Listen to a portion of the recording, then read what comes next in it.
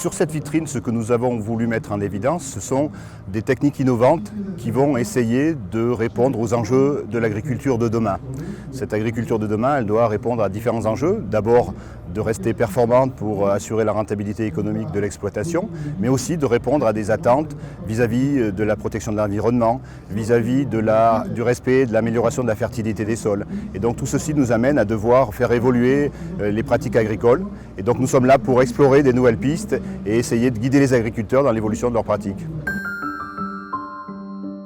Parmi ces techniques innovantes, il y a la technique du semis sous couvert vivant. Donc le principe, c'est d'installer un couvert végétal qui est là pour protéger les sols, couvrir pendant la période d'interculture, limiter l'enherbement et apporter des effets bénéfiques, entre autres par la fourniture d'azote, et donc d'installer la culture dans le couvert vivant par des techniques d'implantation permettant de le faire, donc des semoirs adaptés. Donc effectivement, le sorgho peut être implanté sous cette forme-là. Donc le principe, c'est de semer un couvert à l'automne. Ce couvert va assurer la protection du sol pendant cette période hivernale. Et au printemps, on va venir semer le sorgho dans le couvert avec un semoir qui va permettre de dégager la ligne de semer et donc d'assurer une bonne qualité d'implantation, limiter l'enherbement et donc fournir également de l'azote à la culture de sorgho.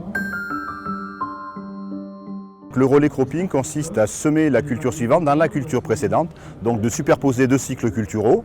Donc, dans le cas qui est présenté sur le dispositif, on va donc semer un blé à large écartement.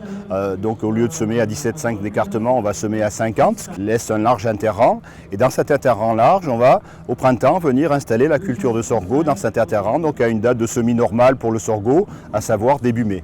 Donc les deux cultures vont s'enchaîner, donc ce qui fait qu'une fois que la moisson de la céréale sera réalisée, le sorgho va pouvoir se développer et assurer la fin de son cycle donc, comme une culture principale.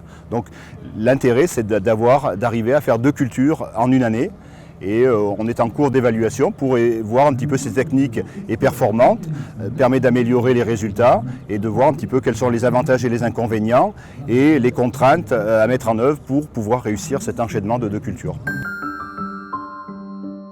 Une autre technique innovante que l'on évalue et que l'on présente sur le dispositif des culturales, c'est donc le semis d'une interculture avant l'installation du sorgho, un couvert végétal qui est un couvert qui sera valorisé pour faire de la biomasse, pour alimenter un méthaniseur, pour faire de l'énergie. Donc le principe consiste à installer une céréale à l'automne. Cette céréale est ensuite ensilée plante entière à un stade immature, vers le 15-20 avril, et pour laisser la place ensuite à la culture de sorgho qui sera semée après l'ensilage de cette biomasse. Une autre piste pour essayer d'améliorer les performances des exploitations, c'est d'essayer d'augmenter le nombre de cultures. Donc on travaille des schémas qui essaient de produire 3 cultures en 2 ans, plutôt que de faire une seule culture par an. C'est le principe qu'on appelle les cultures dérobées. Donc c'est un schéma qui est un peu plus connu et un peu plus mis en œuvre. Donc le principe, ça consiste effectivement à semer une première culture qui sera une culture d'automne à cycle court, récoltée précocement, si possible plutôt sur le mois de juin. Et dès la récolte de cette culture, d'enchaîner avec une seconde culture. Et là, le sorgho peut se trouver sa place, puisqu'on a des variétés de sorgho à cycle court, des variétés très précoces, qui, semées vers le 15-20 juin, peuvent dérouler leur cycle et être récoltées à l'automne, et permettent donc de produire cette seconde culture.